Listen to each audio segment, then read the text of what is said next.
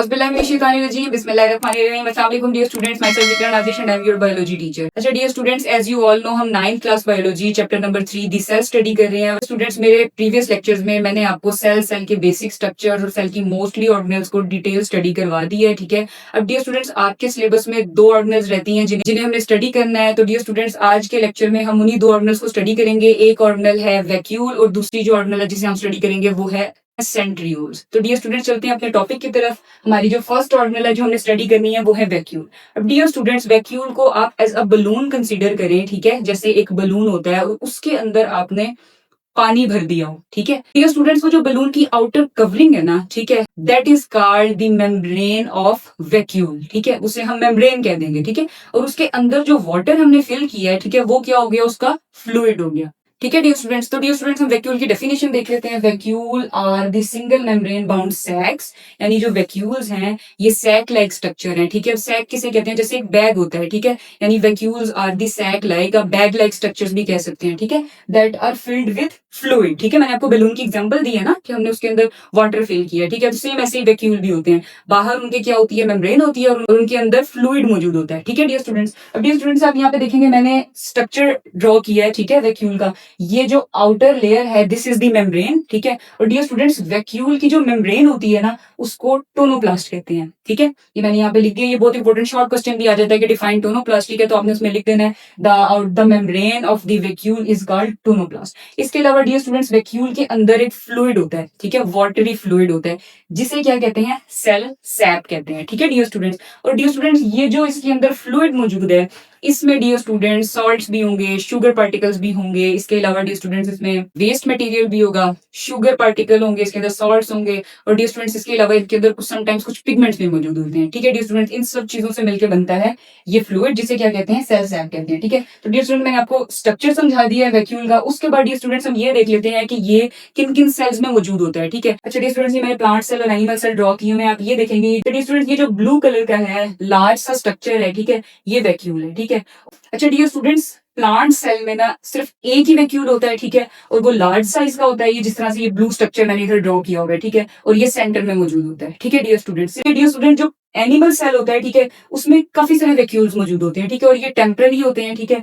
और ये देखें ये स्मॉल होते हैं साइज में. ठीक है, इनका जो प्लांट सेल का वैक्यूल है वो लार्ज होता है साइज में और एक ही वैक्यूल होता है, जबकि एनिमल सेल्स में काफी सारे वैक्यूल्स मौजूद होते हैं. ये देखिए मैंने बनाया, ये भी वैक्यूल है, ये भी. ठीक है, और ये क्या होते हैं, ये स्मॉल होते हैं साइज में. ठीक है, तो फिर स्टूडेंट्स आपको ये क्लियर हो गया होगा. ठीक है, कि प्रेजेंस एनिमल सेल में और प्लांट सेल में कितने वैक्यूल, किस तरह के वैक्यूल और कहाँ पे मौजूद होते हैं. अच्छा डियर स्टूडेंट्स, वैक्यूल का जो फंक्शन है वो क्या है, वैक्यूल के 2 फंक्शंस है, एक तो स्टोरेज है और दूसरा रिमूवल. ठीक है, रिमूवल ऑफ वेस्ट मटेरियल. ठीक है, तो डियर स्टूडेंट जो वैक्यूल है ये वाटर को और फूड पार्टिकल्स को स्टोर भी करते हैं. ठीक है, इसके अलावा जो वेस्ट मटेरियल होता है उसको रिमूव कर देते हैं. ठीक है डियर स्टूडेंट्स, अच्छा डियर स्टूडेंट्स यहाँ पे हमारे पास 2 टाइप्स हैं वैक्यूल्स की. फर्स्ट है कॉन्ट्रैक्टाइल वैक्यूल, उसके बाद है फूड वैक्यूल्स. डियर स्टूडेंट्स कुछ अमीबा में और स्पॉन्जेस में, ठीक है, उनमें कॉन्ट्रैक्टाइल वैक्यूल मौजूद होते हैं. अब इनका फंक्शन क्या होता है डियर स्टूडेंट्स, जो कॉन्ट्रैक्टाइल वैक्यूल होते हैं ना ये पहले वाटर को कलेक्ट करते हैं.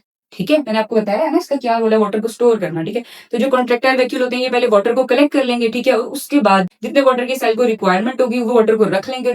जो एक्सेस वाटर होगा उसको क्या है वो पंप आउट कर देंगे, यानी सेल से बाहर निकाल देंगे. ठीक है फ्रेंड्स, इस तरह से जो कॉन्ट्रैक्टाइल वैक्यूल हैं ये सेल का वाटर बैलेंस मेंटेन रखते हैं. ठीक है, और डियर स्टूडेंट इसे ऑस्मो रेगुलेशन कहा जाता है. अच्छा डियर स्टूडेंट्स, अब ये एक्सेस वाटर को रिमूव कर देते हैं. ठीक है, तो इस वजह से ये सेल को बर्स्ट होने से भी बचाते हैं. ओके डियर स्टूडेंट्स, उसके बाद सेकंड हमारे पास है फूड वैक्यूल्स. अब डियर स्टूडेंट जो फूड वैक्यूल होते हैं ना, जब सेल फूड इंजेस्ट करता है, ठीक है, फूड पार्टिकल्स जब इंजेस्ट होंगे ये जो फूड वैक्यूल्स हैं ये तब बनते हैं. ठीक है, जैसे ही सेल के अंदर फूड पार्टिकल्स जाएंगे तो फूड वैक्यूल्स बन जाएंगे. ठीक है, उसके बाद क्या होगा, मैंने आप लोगों को लाइसोसोम का जब स्ट्रक्चर पढ़ाया था मैंने तब आपको बताया था कि जो लाइसोसोम है वो डाइजेशन में अपना रोल प्ले करते हैं और जो लाइसोसोम है वो वैक्यूल के साथ जाके अटैच हो जाते हैं. ठीक है, अब क्या होगा कि जब फूड वैक्यूल बनेंगे, ठीक है, तो जो लाइसोसोम होंगे वो फूड वैक्यूल के साथ आके ज्वाइन कर जाएंगे. ठीक है, उसके बाद जो लाइसोसोम है वो डाइजेस्टिव एंजाइम सीक्रेट करेंगे और जो भी फूड पार्टिकल्स अंदर आए हैं सेल के अंदर, ठीक है, फूड वैक्यूल क्या करेंगे, फिर उनको डाइजेस्ट कर देंगे और डाइजेशन के बाद जो essential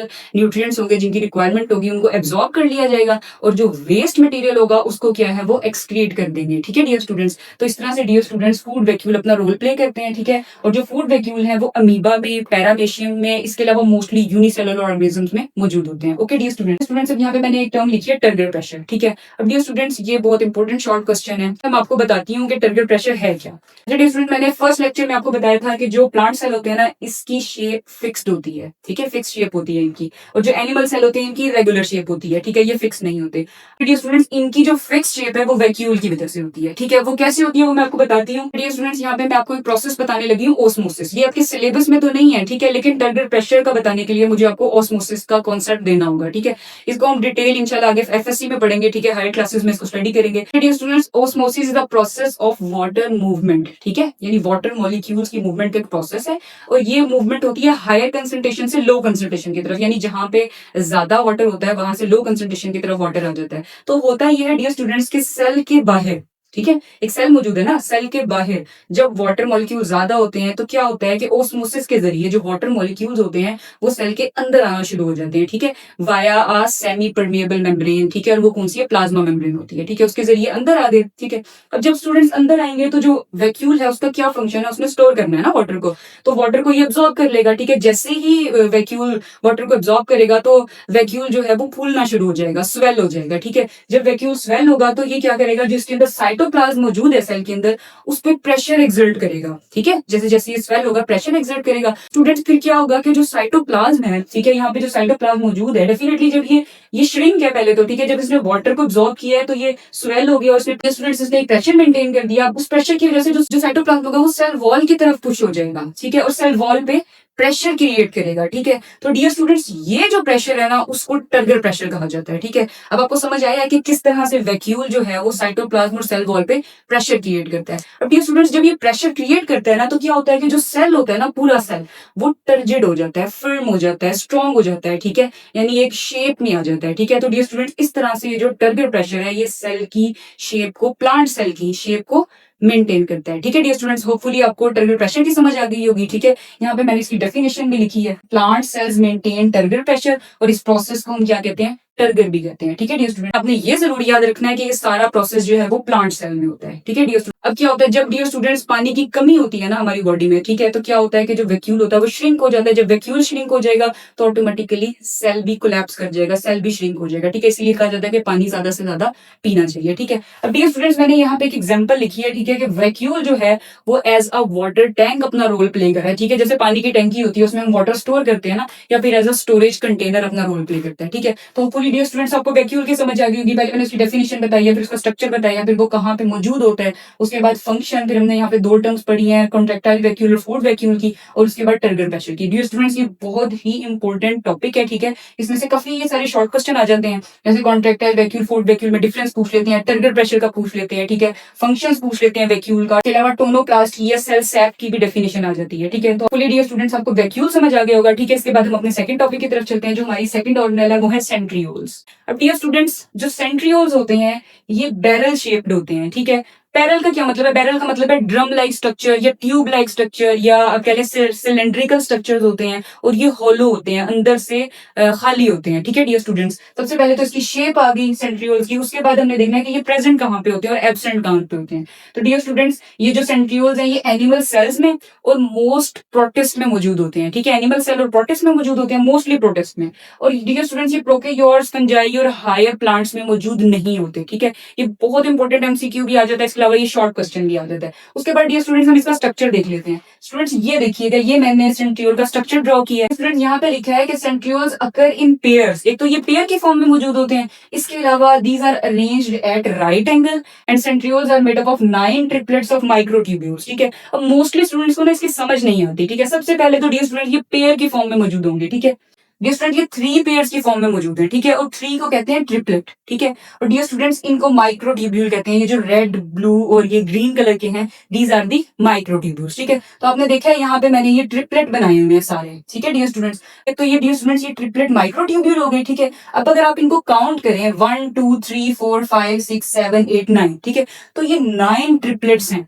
okay dear students, 9 triplets हैं, यानी ये टोटल 27 माइक्रोट्यूब्यूल्स हैं, ठीक है। और ये प्रेजेंट होते हैं ट्रिपलेट की फॉर्म में, ठीक है, यानी 3 माइक्रोट्यूब्यूल्स होंगे और 9 होंगे, टोटल 9 ट्रिपलेट्स होंगे, ठीक है। तो होपफुली डियर स्टूडेंट्स आपको ये समझ आ गया होगा कि ये 9 ट्रिपलेट्स ऑफ माइक्रोट्यूब्यूल्स से मिलकर बनते हैं, ठीक है। और डियर स्टूडेंट्स, ये जो माइक्रोट्यूब्यूल्स हैं ये एक प्रोटीन से मिलकर बनते हैं, इन्हें कहते हैं tubulin proteins. Okay dear students, hopefully आपको इसका स्ट्रक्चर समझ आ गया होगा। ये पेयर की फॉर्म में मौजूद होते हैं और ये 9 ट्रिपलेट्स ऑफ माइक्रोट्यूब्यूल्स से मिलकर बनते हैं। इसके बाद यहाँ पे लिखा होता है अरेंज्ड एट राइट एंगल। ये स्टूडेंट राइट एंगल जो होता है वो ऐसे होता है, ये देखें, this is the right angle, ठीक है। ये यहाँ पे ये 90 डिग्री का एंगल बना रहे हैं, ठीक है, यानी ये परपेंडिकुलर है एक दूसरे के, ठीक है।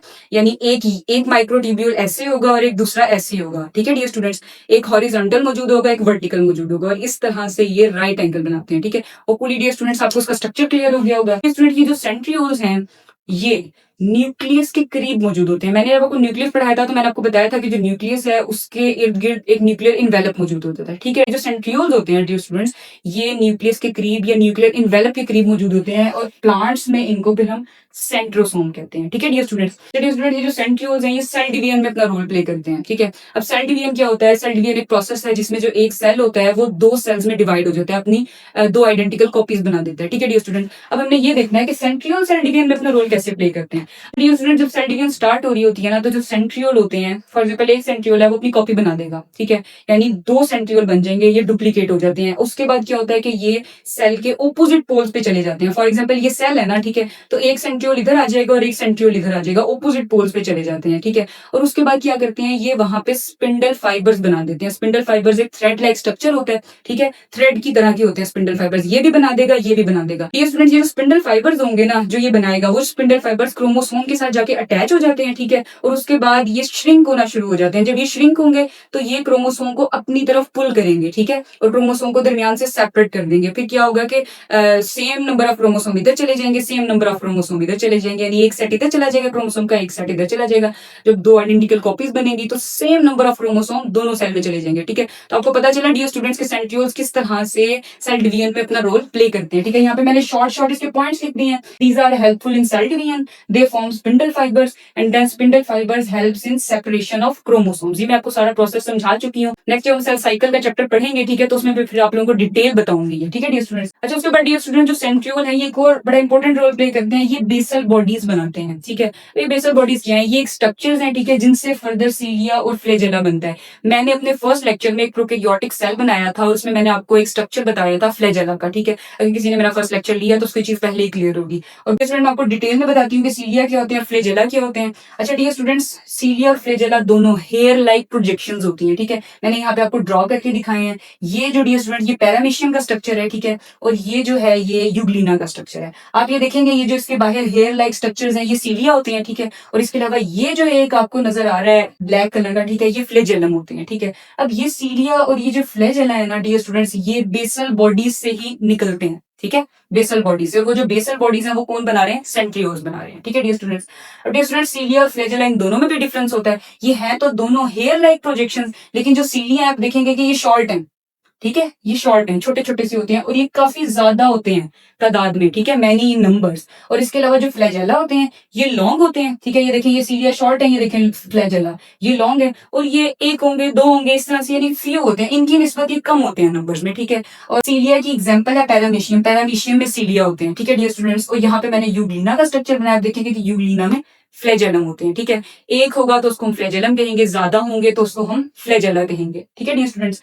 अब डियर स्टूडेंट्स, ये जो सीलिया और फ्लैजेला हैं ये दोनों क्योंकि सेंट्रियोल से मिलकर बने हैं, ठीक है, तो आपने जब ये टॉपिक लिखते हैं तो आपने इसमें लिखना है 9 into 3 माइक्रोट्यूब्यूल्स, ठीक है, 9 ट्रिपलेट ऑफ माइक्रोट्यूब्यूल्स से मिलकर बने हैं, ठीक है डियर स्टूडेंट्स। और इसके अलावा डियर स्टूडेंट्स ये बेसल बॉडी से अटैच होते हैं, ठीक है, सीलिया भी और फ्लैजेला भी, ठीक है। अब डियर स्टूडेंट्स, जो प्रोकैरियोटिक फ्लैजेला होते हैं ना, प्रोकैरियोट्स में जो फ्लैजेला होते हैं वो एक प्रोटीन से मिलकर बनते हैं जिसे फ्लैजेलिन कहते हैं, ठीक है डियर स्टूडेंट्स। और डियर स्टूडेंट्स, इनका फंक्शन देख लेते हैं सीलिया और फ्लैजेला का। ये दोनों लोकोमोशन में अपना रोल प्ले करते हैं, यानी मूवमेंट में, ठीक है। इस तरह से फिश होती है उसके अंदर फिन्स मौजूद होते हैं जो उसे तैरने में हेल्पफुल होते हैं, वैसे डियर स्टूडेंट्स पैरामीशियम में सीलिया और यूग्लिना में फ्लैजेला होते हैं जो इन्हें मूवमेंट में या इन्हें स्विम करने में हेल्पफुल होते हैं, ठीक है स्टूडेंट्स। आज के लेक्चर में हमने वैक्यूल को स्टडी किया है और हमने सेंट्रियोल्स को स्टडी किया है, इसके अलावा हमने सीलिया और फ्लैजेला को स्टडी किया है। तो डियर स्टूडेंट्स, ये बहुत ही इंपॉर्टेंट लेक्चर है, इसमें से शॉर्ट क्वेश्चन, एमसीक्यू, इसके अलावा लॉन्ग क्वेश्चन भी आ जाते हैं। अगर आप इसको ऐसे ही पेपर में अटेम्प्ट करेंगे जिस तरह से मैंने यहाँ पॉइंट्स बना के लिखा है, और स्टूडेंट्स मैंने बड़ी ईजी आप लोगों के लिए इनके स्ट्रक्चर ड्रॉ किए हैं। ठीक, आप इन्हें बिल्कुल ऐसे ही अपने पेपर में ड्रॉ कर सकते हैं। तो फुली डियर स्टूडेंट्स, आपको मेरा लेक्चर समझ आ गया होगा। मेरे ऐसे ही इंटरेस्टिंग एंड इन्फॉर्मेटिव लेक्चर्स के लिए मेरे चैनल को लाइक करें, फॉलो करें, सब्सक्राइब करें and stay tuned with us. Thank you so much. Allah Hafiz.